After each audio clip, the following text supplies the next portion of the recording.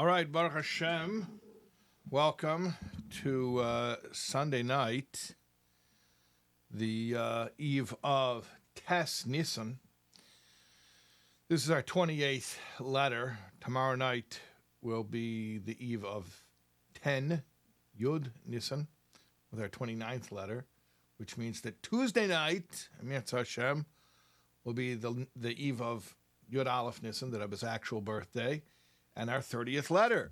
We want to remind you that that event will be live streaming, and if you want to get a notification when we start streaming, please make sure you're subscribed to my YouTube channel. We're about to get 100,000 subscribers. I want to get a little silver plaque.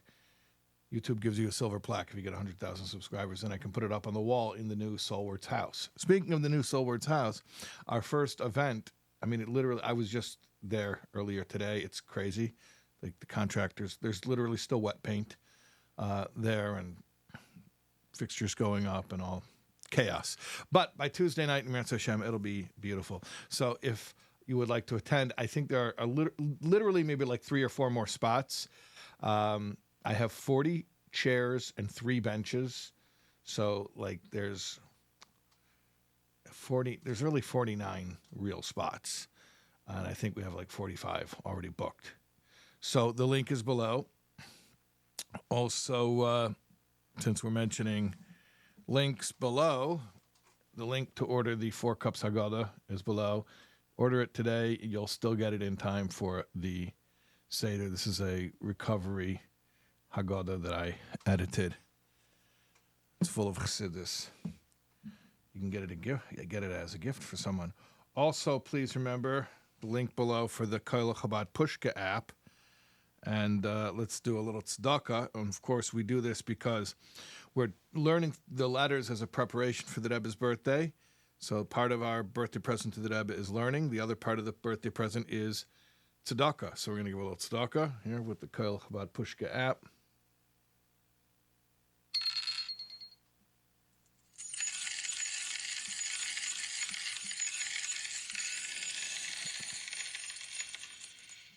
Okay. All right, and I think I'm going to shock you right now. I did not make a bracha earlier. I always say I made a bracha earlier. Well, this time I didn't.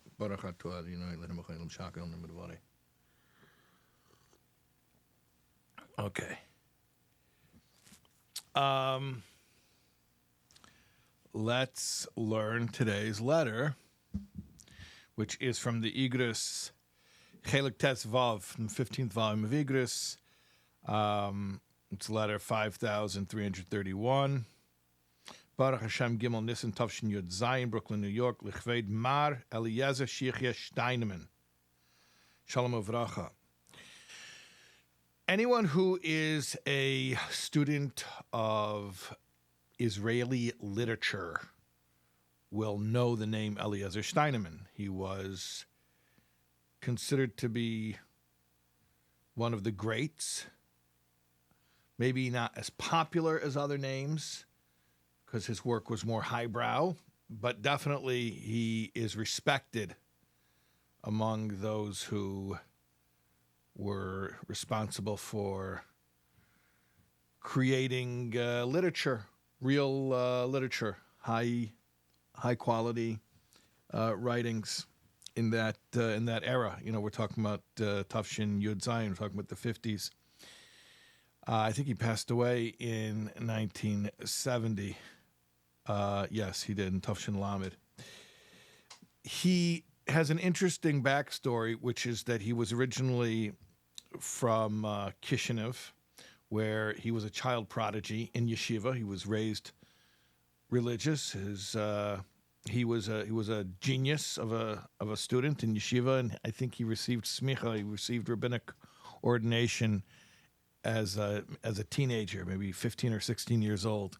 So you're talking about somebody who had unusual gifts and talents. Unfortunately, he left Yiddishkeit. He became a communist. He went to Moscow after the revolution.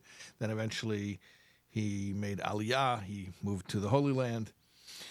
And that's all sort of the backstory here, that you're talking about this great of modern Hebrew literature who was extremely, as far as his influence, secular, and yes, as far as his personal life as well, extremely secular, although he had at one time been what you would consider a young Talmid Chacham. So he was in that category, the dubious distinction of the Shana Pirush, someone who had once learned and then left Torah, which is much more egregious, obviously, than somebody who never learned. And with all that background, what I'll tell you is this. He began writing a series called Be'er Chassidus. And it ended up being 10 volumes. And 2 of the volumes were specifically about Chabad Chassidus. And the intention, it seems, was more of, like I said, he was more of a highbrow writer. So the intention was more, I guess, of an academic or journalistic work. But the effect was that it actually was Hafatzas HaMayonos. The Rebbe refers to it as such, as Hafatzas HaMayonos, meaning spreading the well springs of the Baal Shem Tov, meaning that many people were brought into contact with Torah's Baal Shem Tov and the Baal Shem Tov's Talmidim and the Talmidei Talmidov, and were niskarev to some extent to Chassidus through his work. So that's an interesting sort of story. You have this secular, not just secular, but formally religious, then ex-religious, secular thinker and writer who then somehow in the middle of his career starts writing these works on Chassidus, which were intended to be more of an academic nature, but they end up having a very powerful spiritual influence. And that's the background. I could share a little bit more, which is known, which is that this Eliezer Steinman originally contacted Avram Chanech Glitzenstein, who was a great Chabad writer, a chassid, a real chassid, and a writer. And I think at first Rabbi Glitzenstein did not want to help. Maybe he was worried that it would be misused. You know, there's always that concern. And that the Rebbe eventually instructed Rabbi Glitzenstein to be of assistance to Mr. Steinman. And the Rebbe, interestingly enough, gave very specific instructions that you are to be helpful to him in his research, but do not talk to him personally about Yiddishkeit, meaning, you know, this goes against all of the instincts of a chassid of the 7th generation, which is, of course, you want to be makar of this guy. And the Rebbe said, help him out if he asks you for resources, if he's asking for research things, but don't try to push Yiddishkeit. Don't even mention Yiddishkeit to him in any way. Okay, so that's the background. Let's look at the letter. Shalom Avracha, greetings and blessings. Chaim, I made a bracha earlier. You saw me do it. Likras Chag Hamatzes Haba Aleinu V'al Kol Yisrael L'Teva. As we approach Pesach, or Chag HaMatzos, the festival of matzahs, which should come upon us and all of the Jewish people for good. Hineni sheleach le'elechol hanilvim elov birchasi lechag kosher v'sameach. I send you and yours blessings for a kosher and joyous festival. May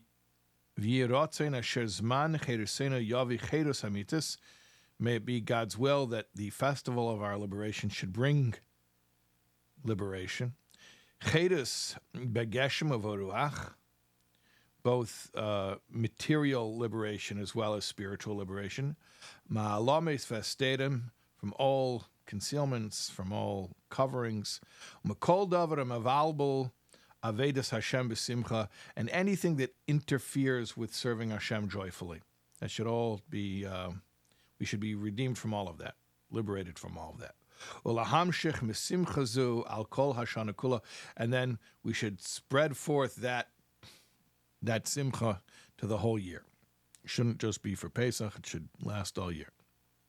Beautiful bracha. Uvekasha im zeh. Now, in connection with this, with the brachas for Pesach, hinene sheleach lekvedai Haggadah shel Pesach im lekutim in hagim utaimim asher zeh ata heitziyanu la'or heitzenu la'or b'mahadura shlishis asher betach yimtza ba inyan v'tigvasi shetigia liyadei b'itei v'zmane. I'm sending you, in connection with the Pesach brachas, I'm sending you the Haggadah. The Rebbe wrote or edited a Haggadah. This is the Rebbe's own Haggadah, which came out before the Nesius. The Rebbe compiled and wrote and published this in America. And we've just published the third edition, and I'm sure you'll find it of interest, and I hope it reaches you in the right time, which probably means in time for Yom Tov, because this letter, remember, was Gimel Nisan. Okay, now, so far, everything is, I don't know, I would say what I might expect. The Rebbe gives a Pesach bracha. The Rebbe says, I'm sending you my Haggadah. I mean, you're talking about an intellectual. You're talking about someone who one time was a scholar of Torah. So the Rebbe sent him his Haggadah. Like, it's none of this is like particularly surprising. Okay, here's where the letter becomes quite interesting, and I'm not entirely sure what to make of it. And you know, I've told you before that I try to refrain from sharing my subjective take too much. Sometimes I kind of have to, because if I don't share some type of interpretation, then we're just going to read and translate without putting it together and giving context. So I'm going to have to tell you some of my own thoughts, but please understand that is all b'derech efsher. It's all said as merely suggestive, and if you have a better interpretation, I thank you for that. Oh, and thank you to the one person. Remember last night I was struggling with the Rosh Hashanah at the end of the letter? So only one person actually sent me the Rosh Hashanah. So I want to thank my friend Nehemiah Schusterman, which interestingly enough was my partner in creating the Four Cups Haggadah. So I'll give me a chance to plug that again. That he said, I'm sure 100 people told you already, but the acronym was Tamid Kol Hayomim. And I told him, no, nobody told me. He said 100 people told me. No, you're the first person who told me, the only person. Okay, at any rate, so if you want to give me insight about this letter, be my guest. I'm going to give you my insights, again, b'derech efsher, merely as a suggestion.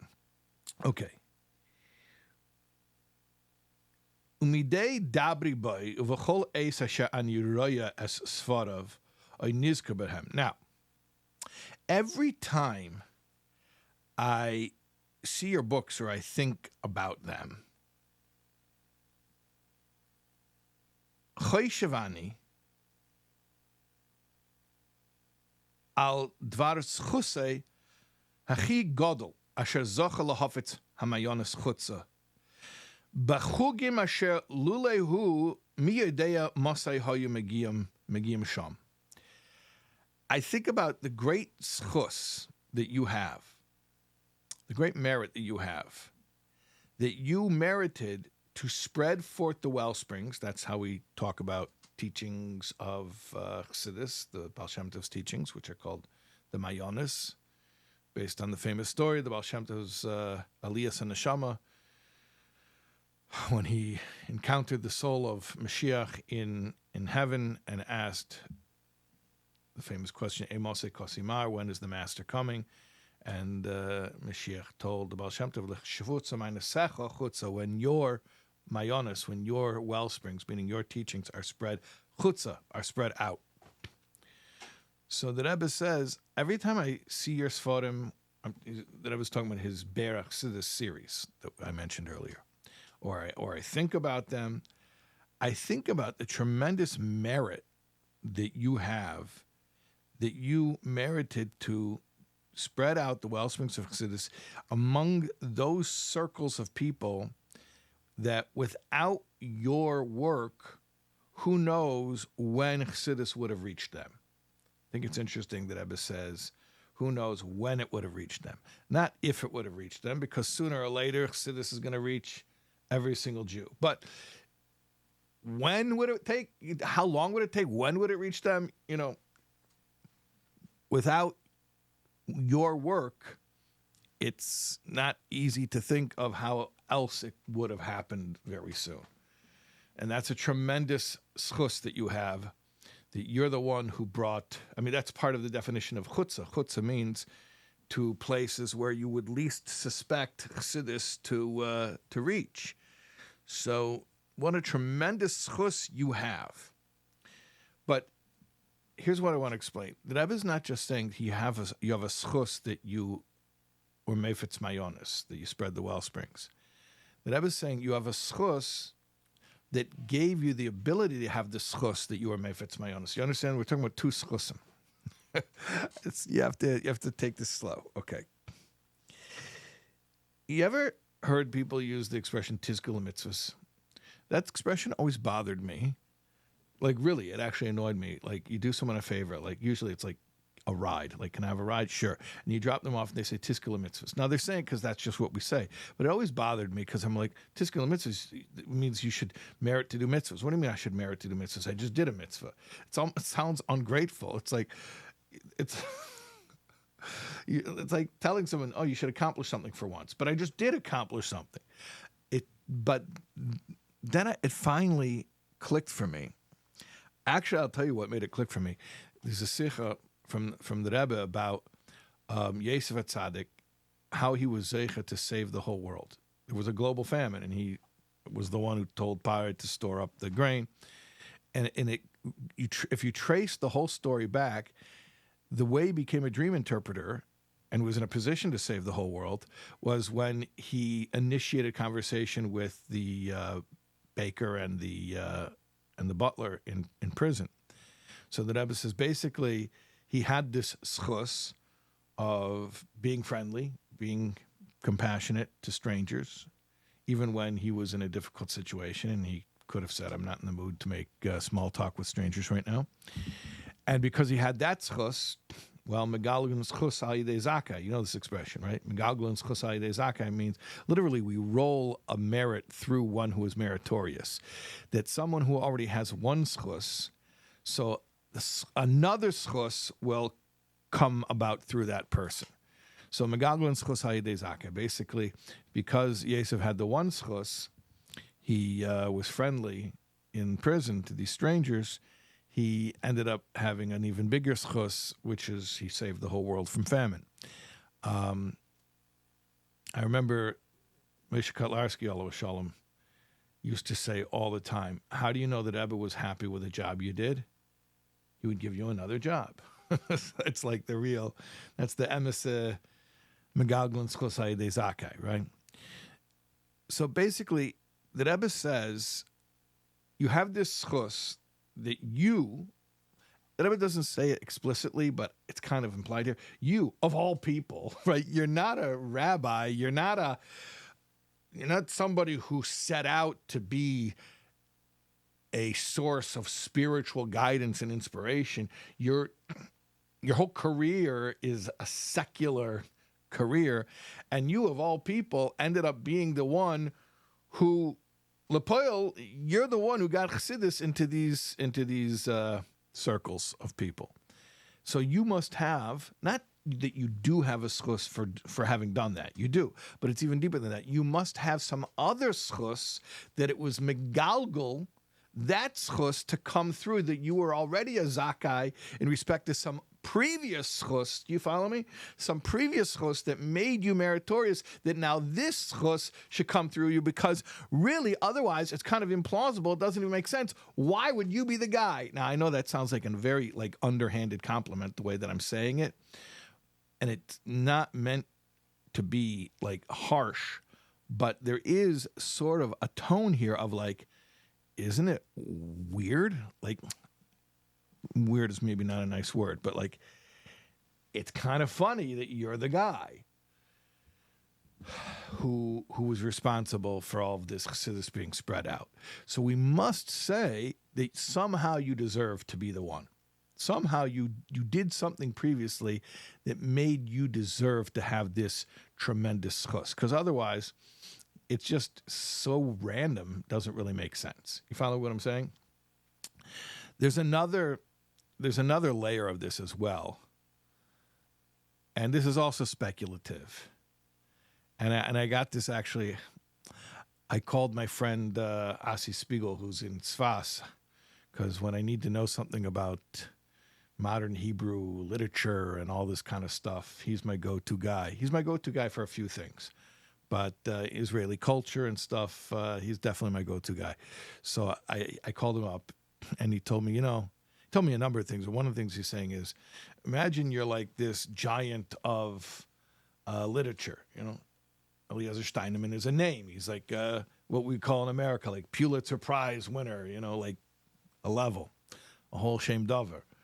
And he has this successful series of books, and you would say to him, I wonder what spiritual reason there is that would explain why your works were so successful. It's what spiritual reason there? Can it just be that I'm a really good writer? So not to say that I was trying to knock him down a peg, but it's interesting because, you're talking to someone who has this incredible reputation for being a powerful pen. And so his series was successful. Okay, so the answer is because I know how to write. And yet the Rebbe is saying, no, that can't just be it. It can't just be koichiva etzem yadi. It's not plausible. There has to be some deeper spiritual significance behind this whole story that would explain why you are the guy who ended up bringing chasidus to so many people who otherwise would not have been exposed to it. Okay, let's. And in case you think I'm making all of this up, let's read further, and you're going to see that this is pretty clear. I don't know if I'm exactly on the money, but I'm not far off, because you'll see from the context. Let's continue here. Right. Bodily, it's clear to me. Asher yesh lekveidai ay lahairav. Very interesting.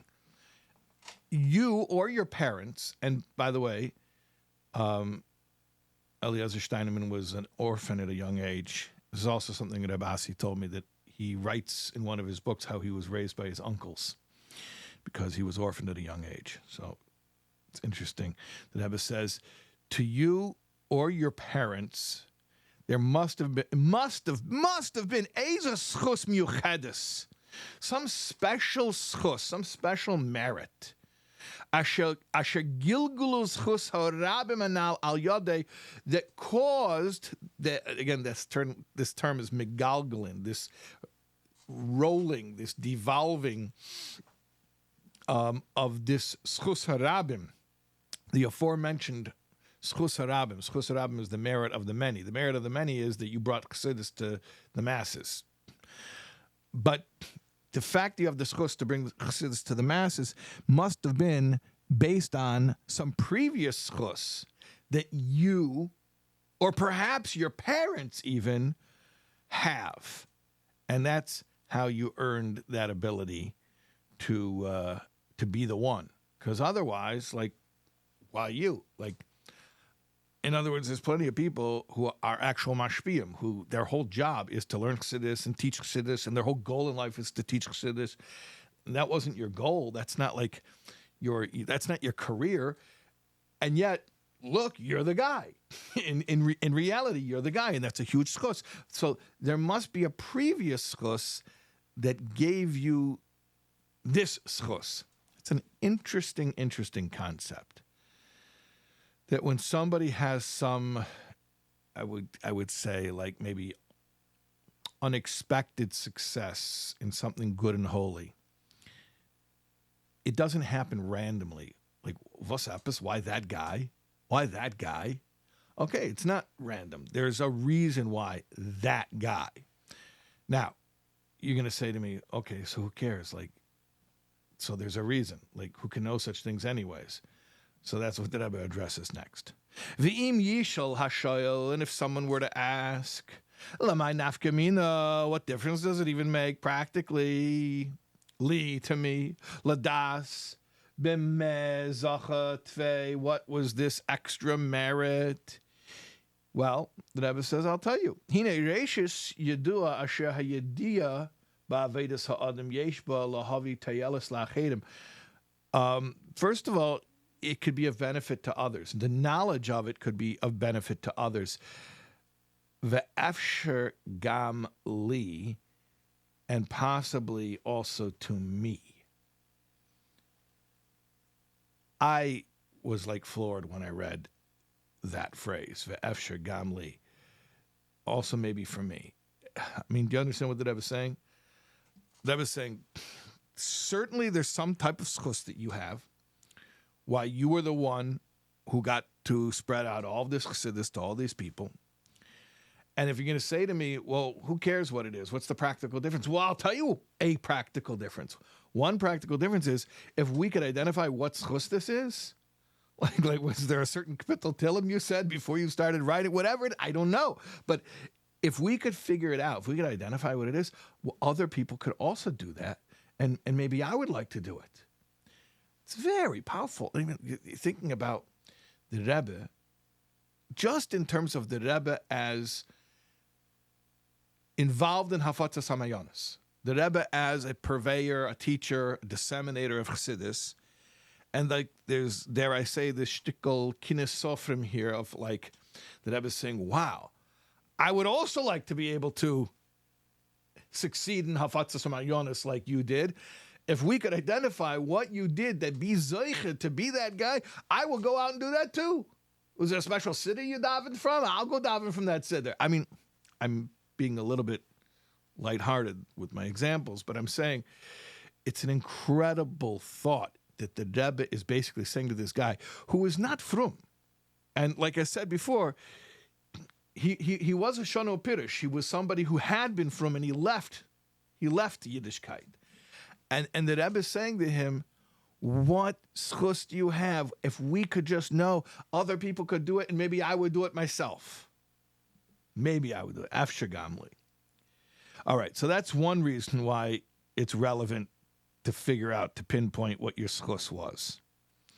V'aid zeis, and another reason. I got another reason for you. Chaim. V'aid zeis. Kisharayim she'inyin mesuyim hevi lidei schar shekazeh. When you see that a particular thing brought such a reward. And again, what's the reward here? Riches? Fame? He was already famous. I don't think he ever became rich. The reward here is the schus. You have to understand, it's like I said before about Yosef HaTzadik. Like, what was his reward for being friendly in prison? His reward was he got to do something even bigger for the world. This is a basic fundamental concept in Chassidus, that the ultimate reward for doing the right thing is the ability to do more of the right thing, but to be able to do it on an even bigger scale. Or like I said before, like Moshe Kotlarsky Shalom used to say, how do you know that I was happy with something you did? He gave you another job to do. He gave you something more to do. So it's like, this is the real Megalagun Schos HaYidei Zaka, or you might call it Mitzvah Gereres Mitzvah. That's another way they say it in Pirkei Avos. It calls it Mitzvah Gereres Mitzvah, that one mitzvah brings another mitzvah in its wake. But it's bigger, because it's momentum. Mitzvah gereres mitzvah implies momentum. It's like a snowball rolling down the hill and getting bigger. So you had to have some schus. We don't know what it is, but something. Reminds me also of the story the Frierdiker Rebbe tells about the Baal Shem Tov's previous incarnation when he was a tzaddik nister in Tzfas. And Eliyahu Novi comes to him and asks him, what did you do on your bar mitzvah day? And the guy is like, no, that was between me and Hashem. I'm not going to tell anyone. In that case, the guy knew what his special schus was, but he didn't want to tell it. Okay, here the Rebbe is imploring Rebbe Eliezer Steinman to contemplate and try to think, could he possibly guess what special schus he might have? All right, furthermore, when you see that some particular thing brought such a reward, meaning that you were the guy who brought Chassidus to so many people who otherwise would not have learned Chassidus, it gives you more power in that area. In which area? In the original area. Meaning if you knew that there was something little you did that set you up to have the schus to do some huge thing, then you would realize that little thing was not so little. It wasn't so little after all. And then it would give you more koyach to do more of that thing. Ubetava b'nei Adam kishiyedim inyan bichlalusei einu poel kol kach mi kishiyedim protei advarim. It's the nature of people that when you know something in a general way, in a vague way, it doesn't affect you. It does not affect you as deeply as when you know something in its details.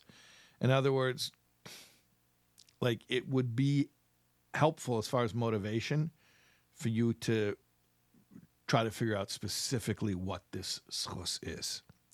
Movin she'ein minyonai lidresh binyonim pratim shalacherim. Now, this is fascinating. It's understood that it's not my thing to go into other people's, to investigate into other people's personal lives. It's not my thing. Surely people volunteer personal information with the Rebbe all the time. They turn to the Rebbe and they pour out their hearts. But the Rebbe is saying it's not my thing to try to get into people's personal lives.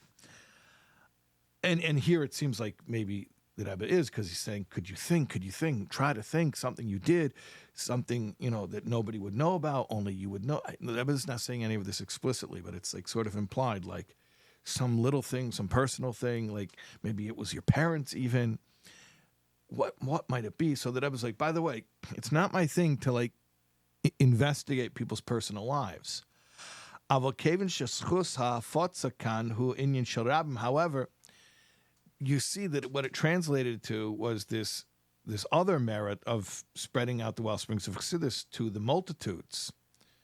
And that is my thing. That is my thing that I was saying. Not my thing to uninvited, unsolicited, go into people's personal lives. But it is my thing to figure out how to spread Chassidus to the most amount of people. And if we could trace the cause and effect link over here and replicate that, or even if I could personally replicate that and be more successful in Hafatzas Mayonis, so then it would be worthwhile to know what this thing is. So let's see if we can figure it out.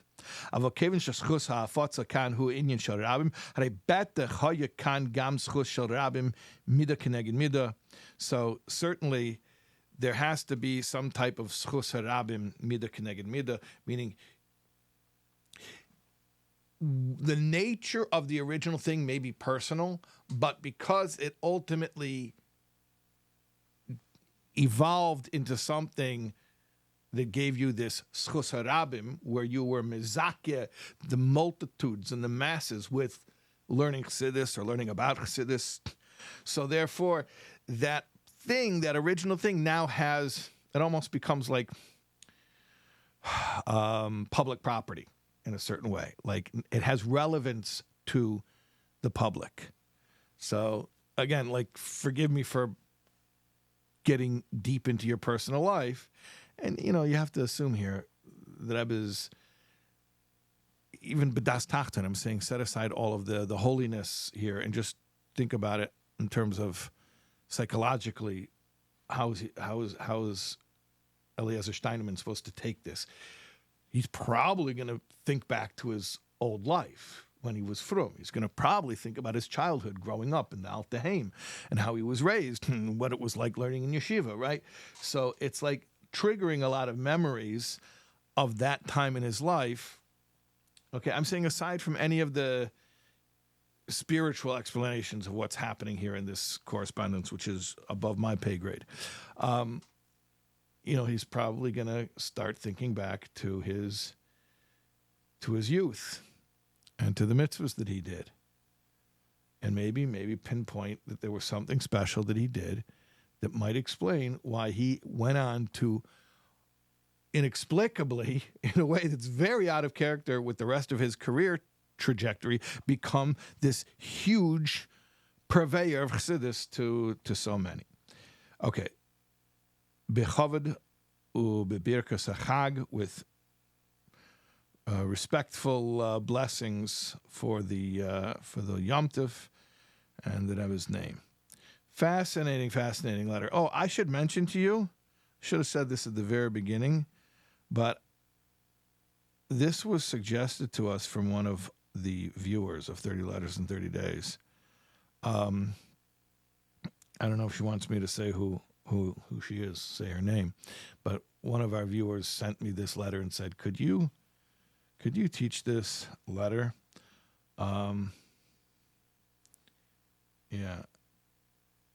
Yeah. Hi, Rabbi Taub. Thank you for the Iglis classes. I was very excited when I saw you were doing this one for Yud Alf Nissen, since I really enjoyed the previous ones. I especially enjoyed the letter about the Israeli guy who was anti-religion. Yeah, Mr. Zerubbabel letter. I came across this letter, and I was thinking I really enjoy your insight on it, so I'm sending it here. Maybe you can use it for one of the upcoming classes. And we did. And I wrote back, and I said, was there anything in particular that made you want to suggest this for a class? Because I wanted to know, maybe there was some aspect of the letter that had personal significance to her, but I didn't get a response yet. But that's fine. Okay, anyways, it's a fascinating letter. And I think it demands from all of us to think in terms of the ripple effect, that from the perspective of infinity, there's no small mitzvah, and that one good deed can open the doorway to a much, much greater good deed. And we don't know what it is. Maybe in retrospect, looking back, we might identify what it was.